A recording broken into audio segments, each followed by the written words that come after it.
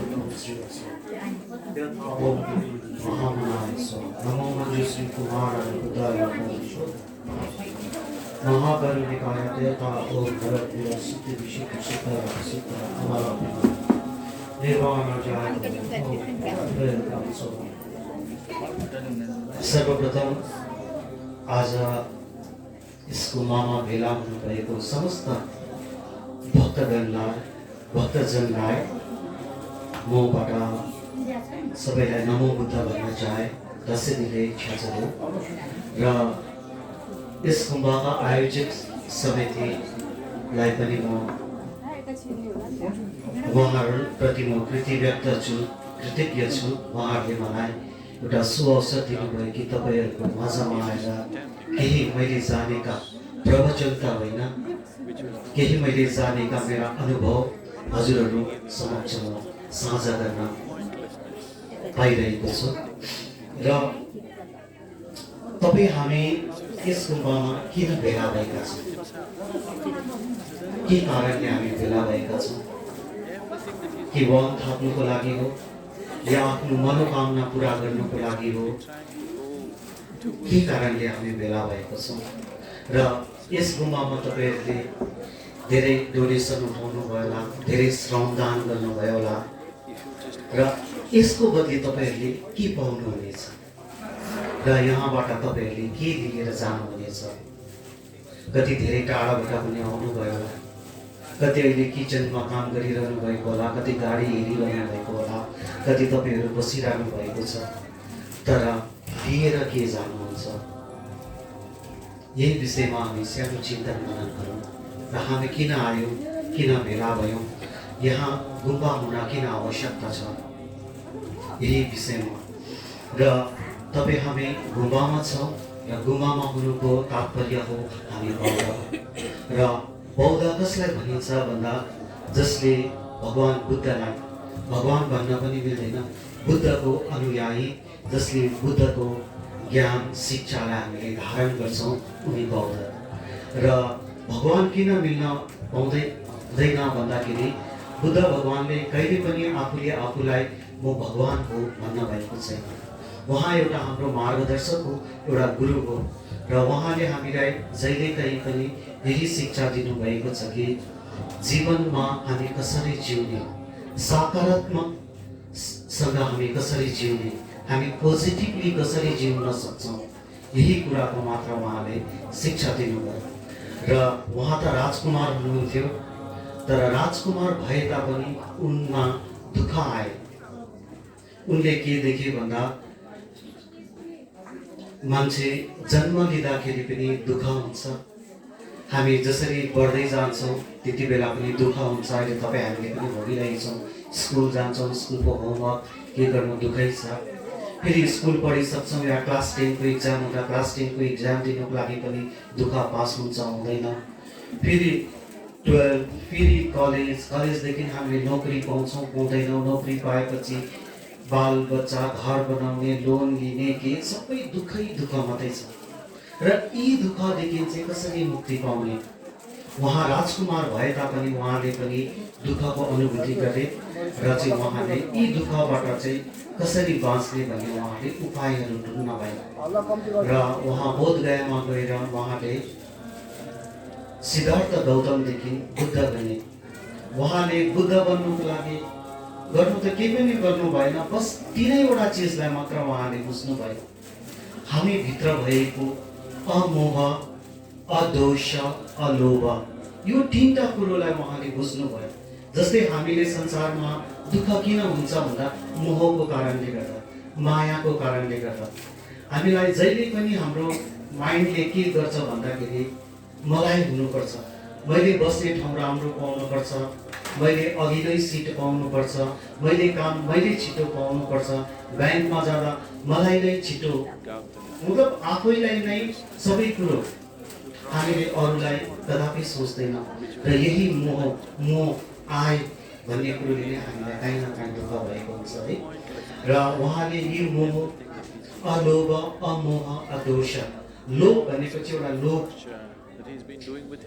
अब हामीले केही कुरोमा पनि चाहिन्छ नि, हामीलाई धन सम्पत्ति, मेरै खोजिनु छ, यही चिजलाई उहाँले त्याग्नुभयो, लोभ मोह र दोषलाई त्याग्नुभयो, अलोभ अमोह अदोषलाई उहाँले अप्नाउनु भयो र नै उहाँ बुद्ध हुनुभयो। र बुद्ध भनेको चाहिँ के हो भन्दाखेरि कुनै संज्ञा होइन, उहाँ चाहिँ बिउजेको, घोर निन्द्राबाट बिउजेको। निन्द्रा भनेको चाहिँ सुत्नु होइन। अहिले तपाईँ हामी पनि यहाँ छौँ, हामी पनि कतै न कतै सुतिरहेकै छौँ। यसमा भन्दा लोभको बसमा परेर, मोहको बसमा परेर र तृष्णाको बसमा परेर र नै हामीलाई दुःख भएको हुन्छ है। र यसरी नै उहाँले यो दुःखलाई बुझ्नुभयो र दुःखको कारणहरू थाहा पाउनुभयो। त्यसरी नै उहाँले 45 वर्षसम्म आफ्नो धर्म प्रवचनहरू गर्नुभयो र जति पनि उहाँले धर्म प्रवचनहरू गर्नुभयो यो कुरो कुनै पनि लिखित रूपमा थिएन। र जब उहाँ चाहिँ कुशीनगरमा 80 वर्षको उमेरमा उहाँ परिनिर्वाण प्राप्त गर्नुभयो, त्यस पश्चात उहाँको शिष्यहरूले चाहिँ उहाँले जति पनि धर्म देशनाहरू दिनुभएको थियो यसलाई लिखित रूपमा राख्यो र त्यो लिखित रूपमा राखेको कुरोलाई नै हामीले के भन्छौँ भने त्रिपिटक भन्छौँ। त्रिपिटक जस्तै क्रिस्चियन हुनुको लागि क्रिस्चियनको होली टेक्स्ट के हो भन्दा बाइबल, इस्लाम धर्मको मुस्लिमहरूको कुरान, हिन्दुइजमको गीता भनेको जस्तै हामी बौद्धहरूको त्रिपिटक हो। त्रिपिटकलाई हामीले तिब्बतीबाट देनेस पनि भन्छ र अङ्ग्रेजीबाट भन्नु पर्यो भने 3 बास्केट्स। र ती चिज चाहिँ के हो भन्दा विनय पिटक, अभिधम्म पिटक अनि सूत्र पिटक। यसरी नै यो first Buddhist counselling, second Buddhist counselling, third Buddhist counselling Ashoka राजाले गर्नुभयो। यो सबै पालीमा लेखिएको थियो र चौथो बुद्धिस्ट काउन्सिलिङमा यसलाई संस्कृतमा लेखियो। र ती समयसम्म तिब्बत देशमा चाहिँ कुनै लिपि या धर्म नै थिएन, बुद्धिज्म मान्दथे। जस्तै अहिले हामीले गाउँतिर भने हामीले संसारिक पूजा है, यो अब के पूजाहरू गर्छौँ, प्राकृतिक पूजाहरू गर्छौँ, यस्तै प्रकारको मात्र हुन्थ्यो। र चाहिँ तिब्बत देशमा सोङसिन गेम्पोको पालीमा चाहिँ बुद्धिज्म त्यहाँ गए 33वां राजाको समयमा चाहिँ। र त्यति त्यहाँ गएपछि पनि अलिअलि मात्र फैलियो। तुमी साम्पोटाले आएर त्यहाँ लिपि लानु भए, जो अहिले लामागणहरूले पढिरहनु भएको छ, यही लिपि हो। नालन्दामा आएर संस्कृतबाट तिब्बतीमा लोग्यो, जसलाई तुमी साम्पोटा लिपि भनिन्छ। र फेरि खेनलोक चुसेन 38 किङको टाइममा, चिचुन टाइममा चाहिँ 3 गुरु रिम्पोचे, शान्ता रक्सीका उहाँले फेरि धर्मलाई गरेकोले र 13th सेन्चुरीतिर चाहिँ त्रिपिटकलाई चाहिँ उल्था गरे संस्कृतबाट। र ती तपाईँहरू आज हामी माझ चाहिँ यसरी नै, जसलाई काङ्ग्युर भनिन्छ, काङ्ग्युर तेङ्ग्युर भनेर हामीले चिन्छौँ, जो बुद्ध जयन्तीमा हामीले पढ्छौँ, लामाहरूले यसरी पढिरहेको हुन्छ, बुङ गेतोङपा दोमा, यी काङ्ग्युरको नै एउटा अंशहरू हो। र यही कुरो चाहिँ आज तपाईँ हामीले पढ्छौँ। तर यसलाई हामीले पढ्नु त पढ्दैछौँ, तर यसको भित्र के लेखिएको छ र यसलाई हामीले कसरी चिन्तन मनन गर्नुपर्ने, यही कुरो आज तपाईँ हामीले बुझ्नुपर्नेछ। हुनु त अब काङ्ग्युरको व्याख्या गर्नु या तेङ्ग्युरको व्याख्या गर्नु आज छोटो समयमा सकिँदैन। र कुनै दिन फेरि पनि यस्तै एउटा सुअवसर परे पनि म हजुरहरू समक्ष आएर यो कुरोलाई म व्याख्यान गर्ने चेष्टा गर्नेछु। र यो विषयमा मेरो पिएचडी भएको थियो, काङ्ग्युर विषयमा नै या त त्रिपिटक विषयमा नै। मैले philosophical studies of Tripitakas with special reference to social morality माथि काम गरेको थिएँ। र तपाईँहरूलाई यो कुरो कुनै समयमा अवश्य बुझाउने छु। तर यो कुरोलाई सबै कुरो नबुझाउन सके तापनि तपाईँहरूलाई म त्रिपिटकको 4 लाइन जो छ यो कुरो तपाईँहरूलाई आज म भन्न चाहन्छु। र यो कुरो के हो भने त्रिपिटकमा 3टा पिटक हुन्छ र सूत्र पिटकको खुद्दक निकायमा धम्मपद भन्ने पाइन्छ। र धम्मपदमा एउटा श्लोक छ, ती श्लोक हो सर्व सपापम अकरणम कुशलस्य उपसम्पादन सचित्त परियोदकन यते बुद्ध शासनम, यो कुरो भनिएको छ। अब यो कुरोलाई हामीले तिब्बतीमा भन्नु पर्दाखेरि दिक्पाच्याङ मिजाङसी गेवा पेसो सोपर्स्यो राङ्गे सेम्ने योङसोदुल देने सँगै तेनपानी भनेर भनिएको छ। अब यसको अर्थ चाहिँ के हो भन्दाखेरि दिक्पाच्याङ मिजाङसी भनेको चाहिँ हामीले कुनै पनि पाप कर्म कहिले नगर्नु। अब पाप कर्म भन्नाले चाहिँ हामीले मान्छेको हत्या गर्नु या ब्याङ्कबाट धन सम्पत्ति लुट्नु या कुनै पनि अब यस्तो यो रेपहरू जस्तो गर्नु यो मात्र होइन, हामीले कसैको मन दुखाउनु पनि पाप हो। कसैलाई हामीले चित्त दुखाइदिउँ, हामीले झुटो बोल्नुदेखि लिएर सानोभन्दा सानो कुरो अहित अधर्म हामीले गर्छौँ भने त्यो पाप हो। दिक्पच गेवा फिल्छौँ सोपर्छ, गेवा भन्नाले धर्म भनेको कुरो गुम्बामा आएर तपाईँले ढोक्नुहोस्, ठुलो रिम्बुचेरा तपाईँले धन सम्पत्ति चढाउनुहोस् या छुतेन बनाउनुहोस्, गुम्बा बनाउनुहोस्, यो मात्र पनि धर्म होइन। तपाईँ चर्चमा जानुहोस् या मन्दिरमा जानुहोस्, यो धर्म हो। धर्म हो, तर यो धर्मले चाहिँ तपाईँले सबै तपाईँको पाप पखालिन्छ भन्ने कुरो होइन।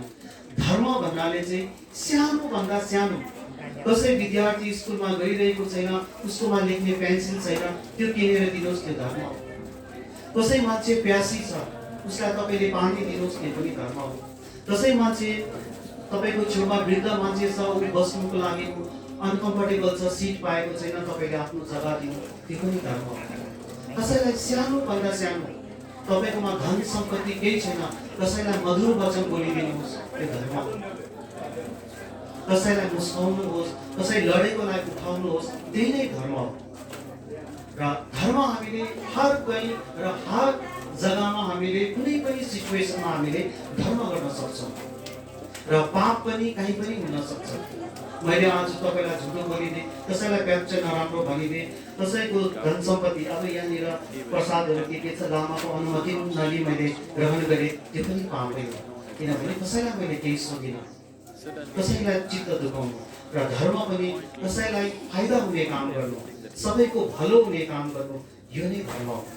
र हामीले धर्म हर कोही हर जग्गामा सञ्चय गर्न सक्छौँ। कोही विद्यार्थी बिहानै उठेर आफ्नो पाठ्यक्रम राम्ररी पढिदिनु, त्यो धर्म हो। कोही गुरुबाउले स्कुलमा राम्रोसँगले पढाइदिनु, त्यो धर्म हो। कोही ड्राइभर चालकले राम्रो आफ्नो प्यासेन्जरलाई आफ्नो गन्तव्यसम्म पुर्याइदिनु, त्यो धर्म हो। र धर्म हामीले कहीँ पनि जसरी पनि हामीले गर्न सक्छौँ। र यी धर्म र कर्म गर्ने चाहिँ के चिज हुन्छ भन्दाखेरि मनै हो। राम यसैले यौसोदुन भनेको चाहिँ धर्म र कर्म गर्ने हाम्रो चित्त हो, मन हो। र यो चित्तलाई नै हामीले जहिले पनि बसमा राख्नुपर्छ। हामी एक होइन, हामी दुई छौँ। मोह र मोहभित्र भएको मोह यानि कि चित्त। र जहिले पनि मैले चाहिँ यो चित्तले चाहिँ मलाई दुई प्रकारको हुन्छ, कुचित्त र सुचित्त। अब यो चाहिँ मैले अलिक थप्दैछु धर्मप्रत। र यो कुरोले नराम्रो कुरोलाई मात्रै हामीलाई बेसी प्रोत्साहन गर्छ। कोही विद्यार्थी बिहान सुतिहाल्छ, स्कुल जाने टाइम भएको छैन भन्दै सुत्दा ऊ 365 दिनै सुति पठाउँछ र अन्तमा गएर ऊ फेल हुन्छ। उसलाई कसले फेल बनायो भन्दा आफ्नै चित्तले, आफ्नै कुरोले। कसैले म आज अलिकति पैसा खाइदिएँ, भोलि अलिकति खाइदिएँ, उसलाई खाँदा ऊ भ्रष्टाचारी हुनसक्छ। त्यो भ्रष्टाचारी कसले बनायो? उसकै चित्तले। त्यो राम्रो काम गराउने पनि चित्तै हो र नराम्रो काम गराउने पनि चित्तै हो। यो हामीले जहिले पनि भन्छौँ नि, गाउँ घरतिर नराम्रो कुरो भइरहेको हुन्छ, लडाइँ झगडा हुन्छ, हरेक कुरो हुन्छ। यो नकारात्मक कुरोहरूले गर्दा यो नकारात्मक चिज गराउने पनि हाम्रो चित्त हो। र यो चित्तको गोठाला चाहिँ आफै हुनुपर्छ र आफूले आफूलाई कन्ट्रोल गर्नुपर्छ।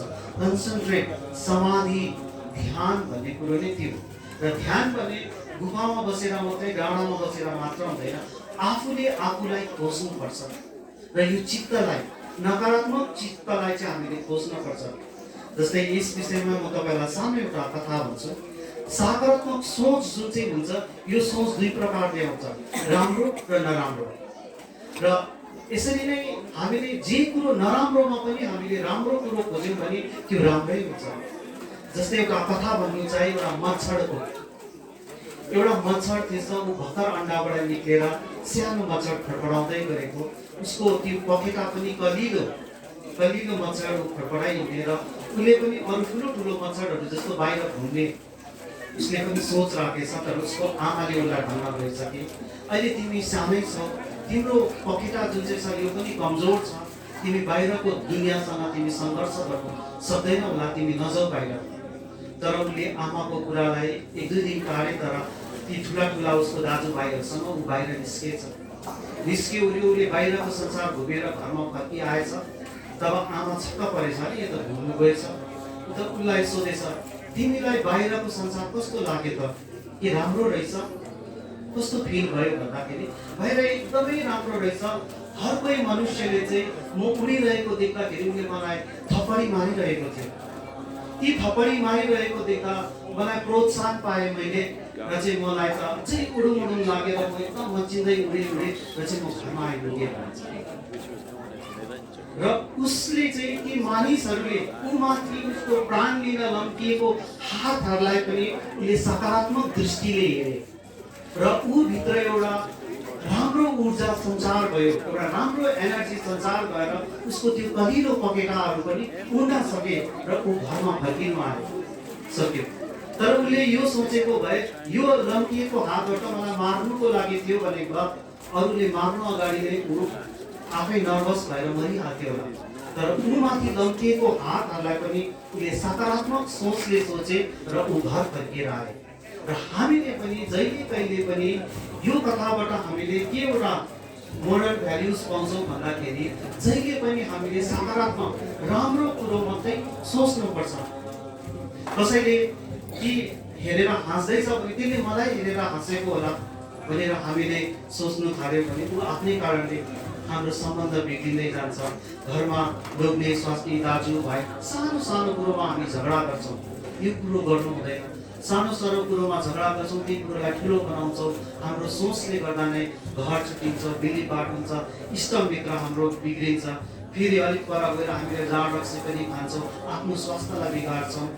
यो सबै हाम्रो सोचाइ हो, ओभर थिङ्किङ हो। सानो कुरोलाई पनि सकारात्मक ढङ्गले तपाईँले सोच्नु भए पनि त्यो कुरो सानो कुरो सानै कुरोमा सकिन्छ। र आज तपाईँ हामीले यहाँबाट जाँदाखेरि चाहिँ आफ्नो मनको गोठाला आफै भएर जानुहोस् र सकारात्मक सोच्नुहोस्। नकारात्मक सोच्दाखेरि हामीलाई कसैले केही गर्नु पर्दैन, हामी आफै मर्छौँ। यसै विषय पनि म एउटा सानो कथा भन्छु। एउटा नराम्रो मान्छेलाई झेल भएछ र उसलाई चाहिँ मृत्युदण्ड भएछ। र मृत्युदण्ड हुँदाखेरि उसलाई सोधिएछ, यो कुनै कथा होइन, यो साँचो एउटा स्टोरी हो।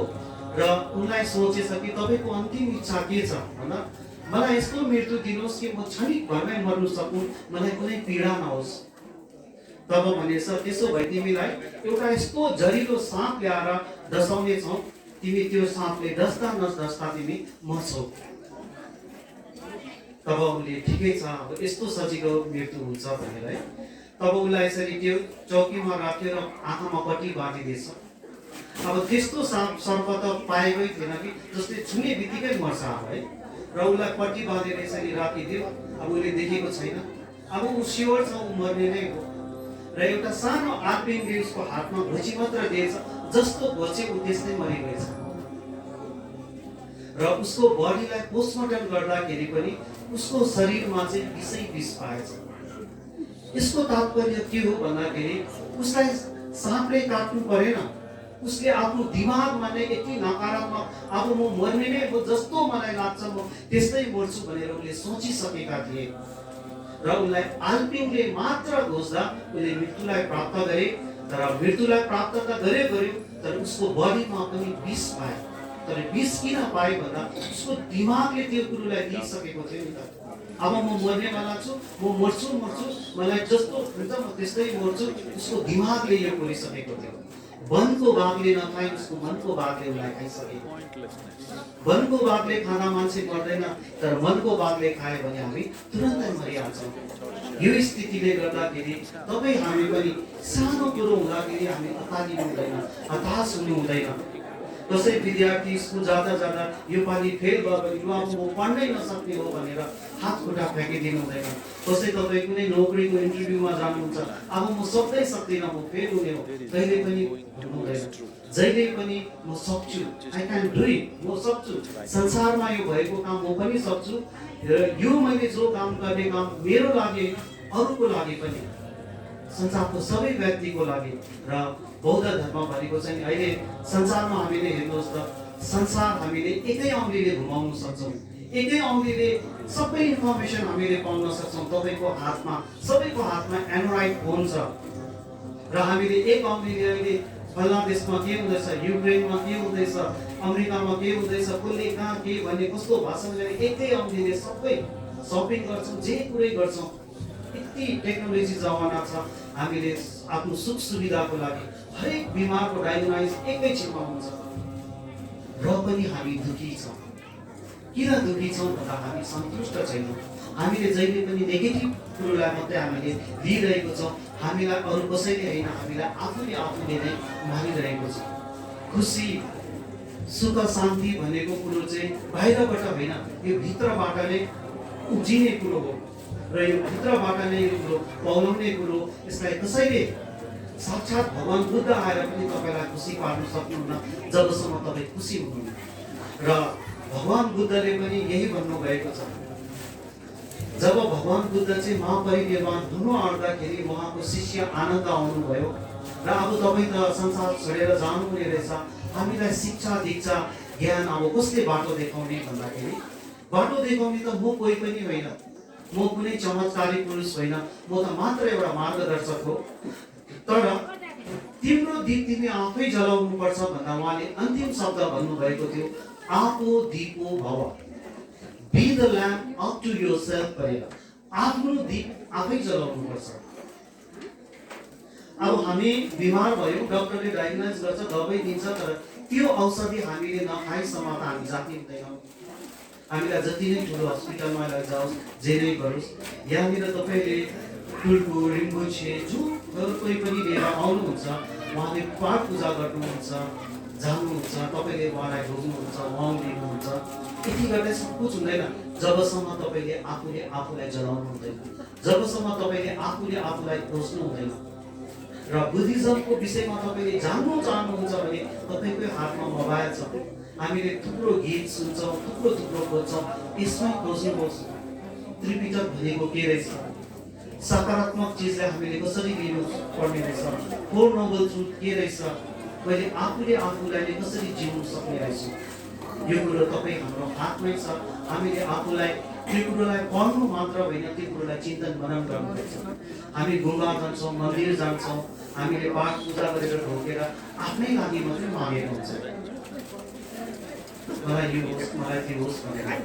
बुद्धको प्रतिमालाई नढोक्नुहोस्, तपाईँहरूलाई म यो भन्छु, नढोक्नुहोस्। आधा चढाउनुहुन्छ आएर नढोक्नुहोस्, तर उहाँको किताब भित्र के लेखेको छ यो विषयमा तपाईँको मोबाइलमै छ, यसलाई पढ्नुहोस्, र पढ्नु मात्र नहोस्, त्यसलाई आफूले चिन्तन मनन गरेर आफ्नो दैनिक जीवनमा उतार्नुहोस्, र भोलिको दिनमा तपाईँ पनि बुझ्दै बन्नुहोस्। यदि मन्दिर जानुहुन्छ भने पनि रामको फोटो अगाडि नपूजा गर्नुहोस्, रामचरित्र मानस किताब किन्नुहोस्, पढ्नुहोस्, र त्यसलाई आफ्नो जीवनमा उतार्नुहोस्, र भोलिको दिनमा तपाईँ राम हुनुहोस्।